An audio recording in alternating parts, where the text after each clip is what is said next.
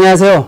반갑습니다. 이번 사담에서는 어떻게 하면 오래 기억할 수 있을까에 대해서 말씀드리겠습니다. 인간의 감각기관인 눈을 통해 입력된 외부 정보는 그 뇌의 감각 기억에 잠시 머물다가 주의를 받으면 작업기억으로 옮겨집니다. 작업기억에 저장된 정보가 아직 장기기억으로 옮겨 저장되지 못한 상태에서 외부로부터 또 다른 정보가 들어오면 먼저 있던 정보는 새 정보로 교체돼서 잊혀집니다. 그래서 새 정보가 들어오기 전에 작업기억에 있는 정보를 반복적으로 암송해야 장기기억으로 저장될 수 있습니다. 그런데 장기기억에 저장되었다고 해도 시간이 지남에 따라서 그리고 기억의 간섭 현상 때문에 기억 정보를 잊어버리게 됩니다.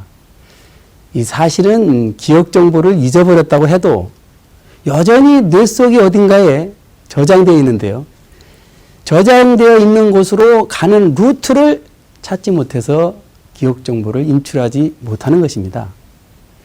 뇌의 축두엽에 전기 자극을 축두엽에 전기 자극을 주면 잊어버렸던 기억을 다시 떠올릴 수 있다고 합니다. 예를 들어서 축두엽에 전기 자극을 받으면 잊었다고 생각했던 어릴 때의 경험들을 회상할 수 있다고 합니다. 장기 기억에 저장했던 정보들은 시간이 지남에 따라서 잊혀지는데요. 저장했던 시점부터 바로 급격히 기억 정보들이 잊혀지다가 이후로는 서서히 잊혀진다고 합니다. 예를 들어서 암기했던 영어 단어들이 하루만 지나도 많이 잊어버리게 되고 그 이후로는 서서히 잊혀진다는 것입니다. 며칠만 잊어버리지 않고 잘 기억하고 있으면 그 이후로는 늘 잊어버리지 않게 되는 것입니다. 어떻게 하면 시간이 지나도 오래 기억할 수 있을까요? 그렇습니다. 반복 연습밖에 없습니다. 반복 연습은 말 그대로 몇 번이고 반복해서 정보를 인출할수록 그 기억이 오래 간다는 것입니다. 예를 들어서 친구들의 이름은 자주 기억하기 때문에 아무 때나 바로 회상할 수 있습니다. 갑자기 나훈아의 잊을 수가 있을까라는 노래가 생각이 납니다. 잊을 수가 있을까?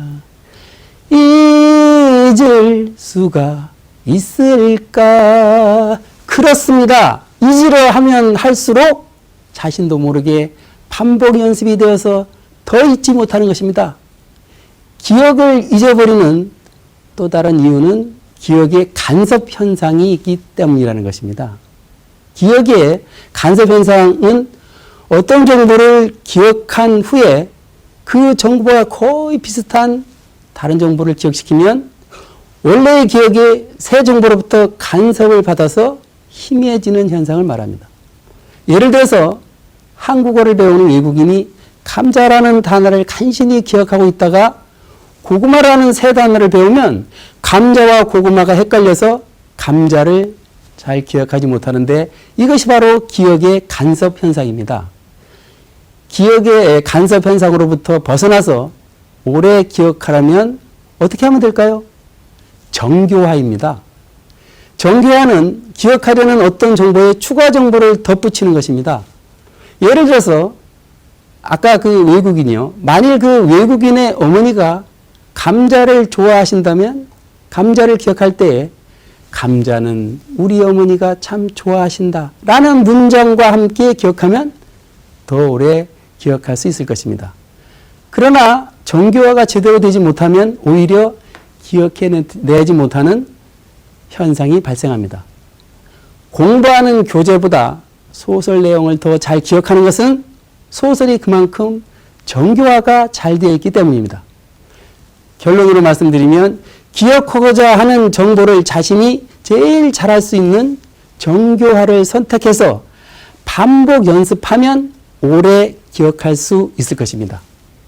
정교화는 본인 스스로가 만들 수도 있고 다른 사람이 미리 만들어 놓은 것을 사용할 수도 있습니다.